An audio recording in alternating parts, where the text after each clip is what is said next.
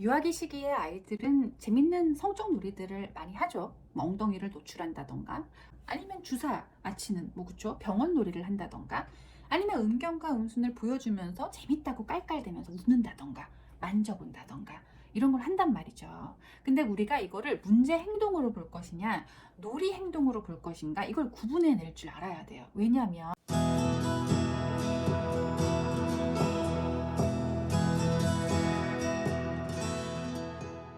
우리가 이거를 문제 행동으로 볼 것이냐, 놀이 행동으로 볼 것인가, 이걸 구분해낼 줄 알아야 돼요. 왜냐하면 놀이 행동을 문제화하기 시작하면 우리가 유아기의 성이 은밀해지기 시작하는 거예요. 아, 성은 죄책감, 죄의식 혹은 어두운 거구나.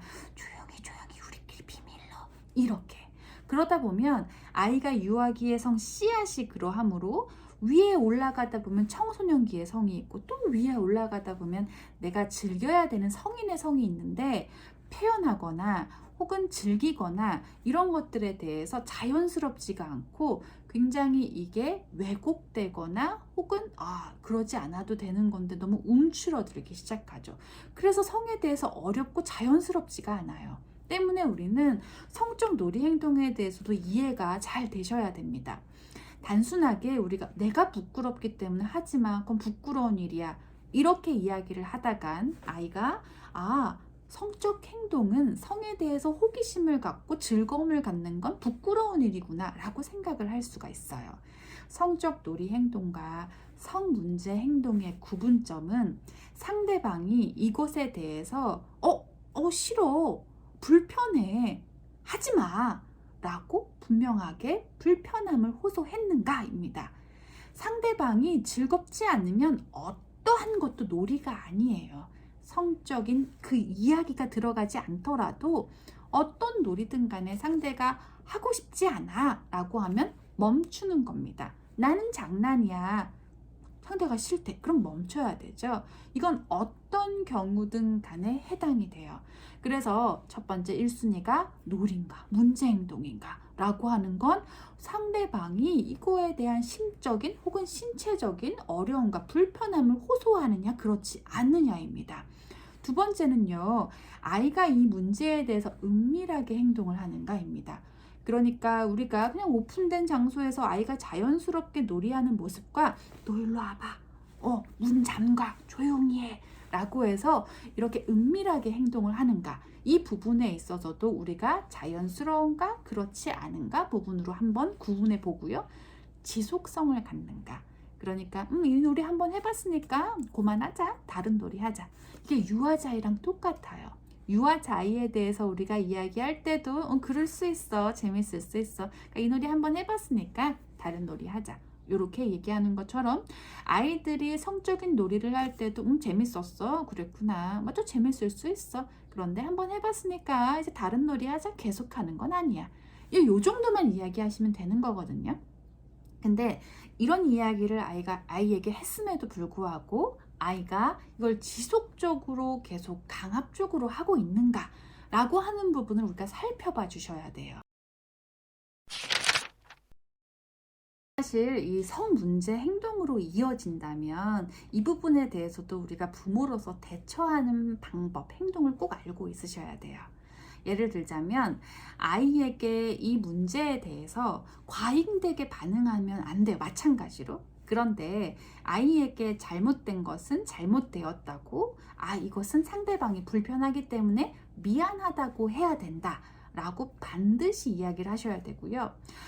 그 다음에 부모로서 상대방의 부모에게도 사과를 적절하게 반드시 하셔야 됩니다.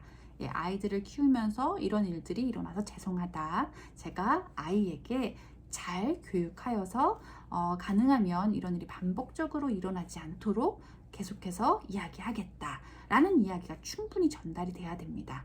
왜냐하면 아이들과 부모 사이에서 이 이야기에 대해서 너무 오랫동안 지속되어서 일들이 막 전개가 된다면 아이에게 바람처럼 스쳐가야 되는 일들이 어떻게 되겠죠? 아주 고착이 되겠죠.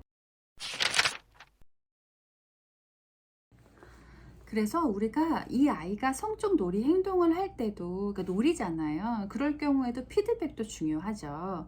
아이들에게 부정적인 용어보다는 아, 그 놀이가 재밌었구나. 그럴 수 있지. 한번 해봤으니까 다음엔 다른 놀이 하자. 이렇게 전환을 하는 거예요. 그러니까 유아자이든 성적 놀이 행동이든 바람처럼 스쳐 지나가는 거예요. 근데 그 바람이 너무 강력하여 고착화되어서 과잉된 감각을 키게 하는 게 그게 이제 우리가 안 하도록 도와주는 거거든요. 그래서 아이들에게는 그랬구나, 그럴 수 있지, 재밌었구나, 그러니까 한번 해봤으니까 다음엔 하지 말자. 예, 이 문장을 잘 기억을 하셔서 성적 놀이 행동을 하는 거 봐주시고요. 가정에서 아이들이 엉덩이를 노출하는 어떤 모습을 보여줄 때 우리가 그거에 대해서 과하게 반응할 필요가 없어요. 그러니까 너무 귀엽고 해맑게 이제 아이가 그런 장난을 하니까 우리가 허허 쟤 좀 봐, 아 뭐야, 이런 반응을 하다 보면 아이로서는 이게 매우 긍정적인, 그러니까 아이가 유머러스하고 우리가 분위기가 좋게 되게 이렇게 이루어지는구나 라고 잘못 오인하여서 친구들하고 사이에 있어서 무언가 분위기를 전환하고 싶고 재밌게 하고 싶고 할 때 이걸 쓸 수가 있다라는 거예요. 그렇기 때문에 그냥 너무 과잉된 반응이 아니라 아, 그 엉덩이 보여주는 게 네가 재밌구나. 그럴 수 있어. 그렇게 약간 무심하게 지나가신다거나 아예 무시하신다거나 이런 식으로 우리가 성적 놀이에 대해서 반응하는 것 또한 아이에게 너무 과잉 반응하지 말자는 거죠. 아, 뭐야 막 이것도 말고요.